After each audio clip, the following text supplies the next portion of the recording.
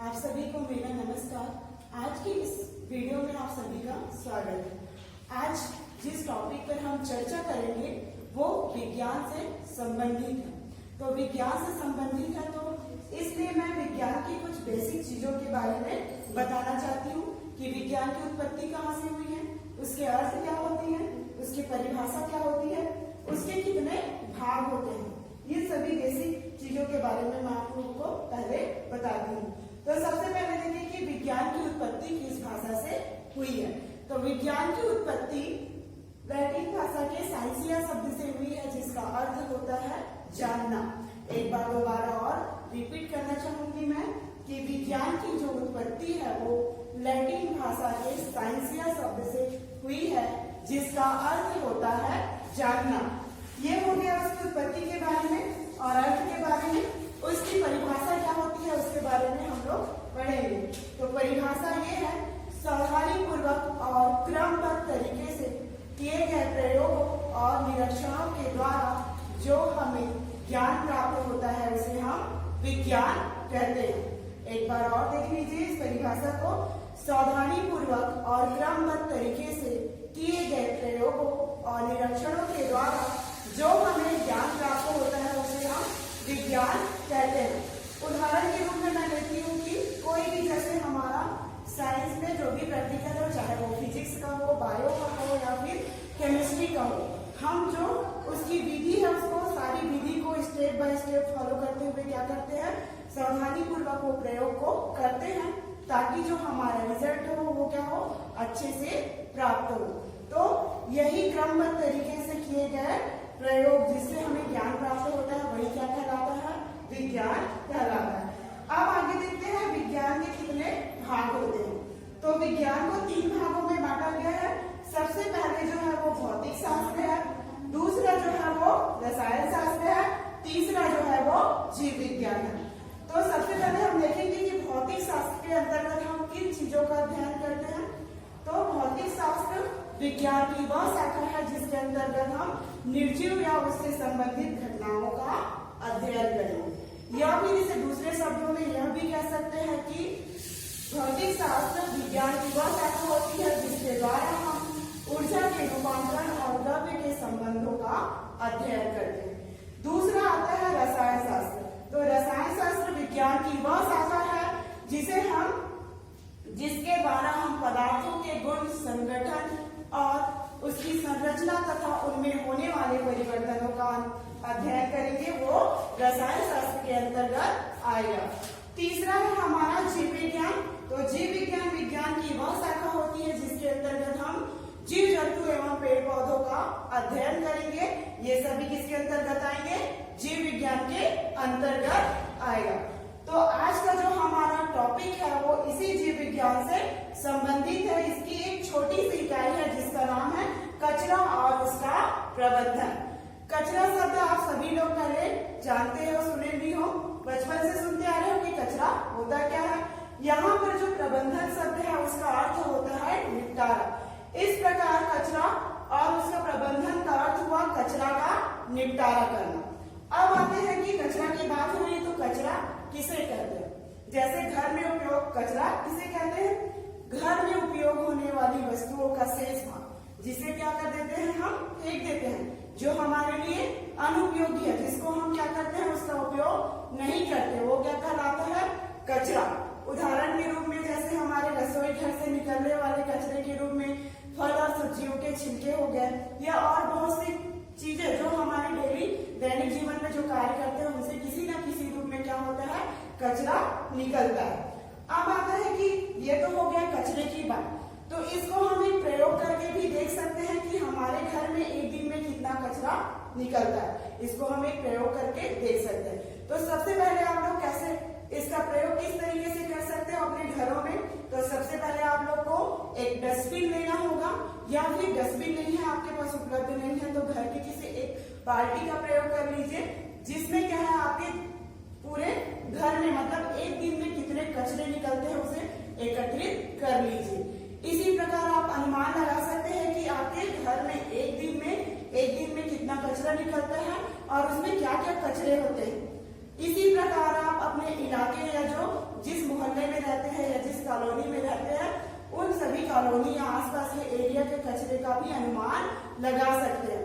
आप देखेंगे कि अगर हमारे कॉलोनी या आसपास के क्षेत्र में जितने भी कचरे हैं उसको अगर हम देखें एक जगह एकत्रित करें तो उसमें से जो अधिकांश भाग होता है वो रसोई घर से निकलने वाले कचरे होते हैं, जिसको हम आसानी से क्या कर सकते हैं, उसको खाद के रूप में परिवर्तित कर सकते हैं।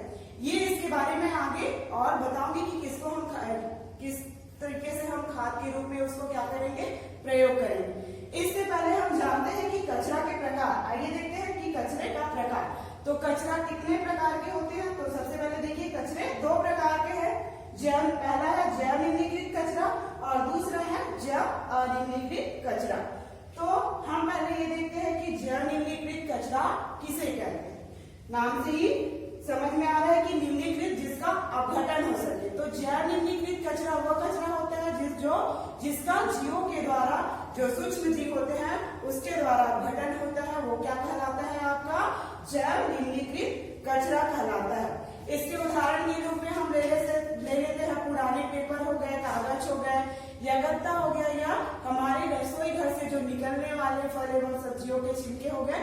ये सभी किसके अंतर्गत आएंगे, आपके जैव निम्नीकृत कचरा के अंतर्गत आएंगे।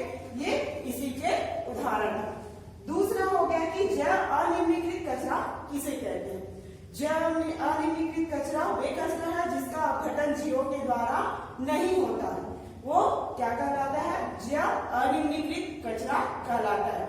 उदाहरण के रूप में आप लोग का प्लास्टिक के सामान हो गए या फिर पॉलीथीन हो गया, कई इलेक्ट्रॉनिक पदार्थ हो गए या कांच के छोटे छोटे टुकड़े हो गए। ये सभी क्या होते हैं, अगर हम इसको कहीं पर फेंक दें तो लंबे समय में वैसे के वैसे ही वो रहते हैं, उसका अपघटन नहीं होता। तो ये किसके अंतर्गत आएंगे, जैव अनिम्नीकृत कचरा के अंतर्गत आएंगे। अब आगे हम देखते हैं कि कचरा का प्रबंधन। मैंने आप सभी को बताया था कि खाद के रूप में हम कर सकते हैं, तो उसी को आगे मैं बताना चाहूंगी कि कचरा का प्रबंधन मतलब हम जो कचरा होता है उसका निपटारा किस प्रकार से कर सकते हैं। तो कंपोस्ट खाद के द्वारा कर सकते हैं हम कचरा का जो निपटारा है। ये कंपोस्ट खाद दो तरीके से बनाया जा सकते हैं। तो पहला देखिए कि कंपोस्ट खाद के द्वारा हम खाद कैसे बनाएंगे। आप लोग देखते हैं कि हमारे घर से, रसोई घर से जो निकलने वाले कचरे होते हैं वो क्या होता है, अधिकतर कितना 50% से अधिक जो भाग है वो क्या होता है, जैव निम्नीकृत के रूप में बदलने वाले कचरे होते हैं, अर्थात ये खाद के रूप में परिवर्तित हो सकते हैं।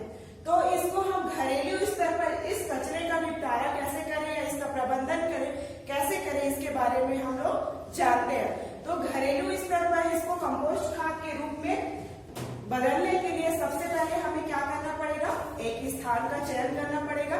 जहां हम रहते हैं उसके आसपास के एरिया, जो खाली जगह है, उसको क्या करेंगे, उस स्थान का चयन करने के बाद उसमें क्या करेंगे, गड्ढा कर देंगे थोड़ी सी जगह को।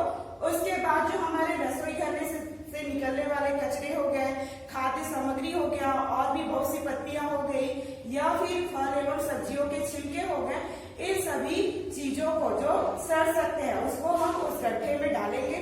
उस गड्ढे में डालने के बाद क्या करेंगे, हम उसमें मिट्टी डाल देंगे और मिट्टी डालने के बाद क्या करेंगे, उसको 1 महीने के लिए वैसे ही छोड़ देंगे। फिर हम देखेंगे कि 1 महीने बाद जब उसको देखेंगे तो वहां पर जो सूक्ष्म जीवों के द्वारा वहां पर क्रिया होगी अपघटन की, और वो क्या होगा, सूक्ष्म जीवों के द्वारा वो जैविक खाद के रूप में या फिर कंपोस्ट खाद के रूप में परिवर्तित हो जाएगा।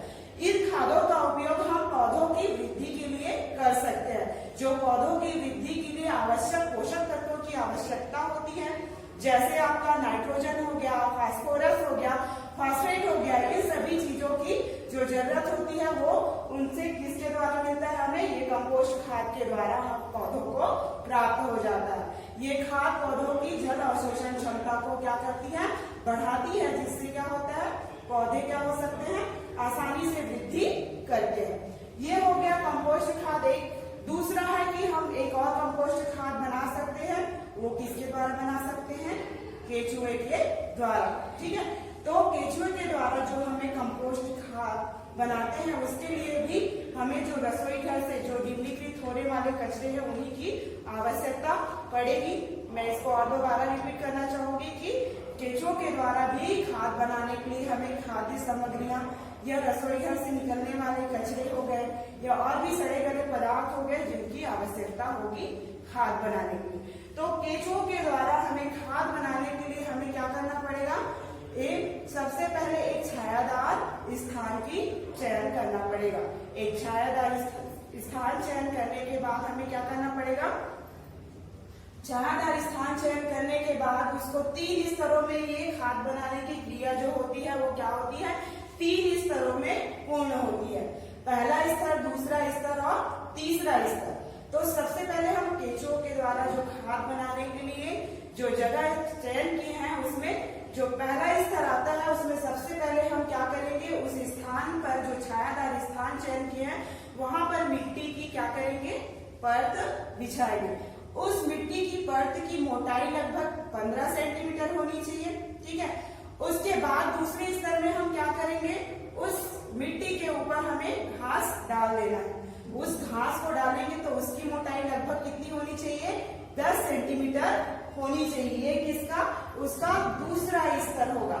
तीसरे स्तर में क्या करेंगे, उस घास के ऊपर हमें 15 सेंटीमीटर की मोटाई की लगभग उसके ऊपर गोबर डालना पड़ेगा। गोबर डालने के बाद हम क्या करेंगे, ये तीनों स्तर करने के बाद हम उसमें जल का छिड़काव करेंगे। जल का छिड़काव करने के बाद क्या करेंगे, हम उसमें उत्तम नस्ल की जो केंचुए होते हैं उनको क्या कर देते हैं, उस पर छोड़ देते हैं। छोड़ने के बाद जो है वो क्या होगा, धीरे करते हैं, धीरे धीरे अंदर मिट्टी के अंदर क्या करने लगते हैं, प्रवेश करने लगते हैं, जिसको हम जूट की बोरी द्वारा ढक देते हैं।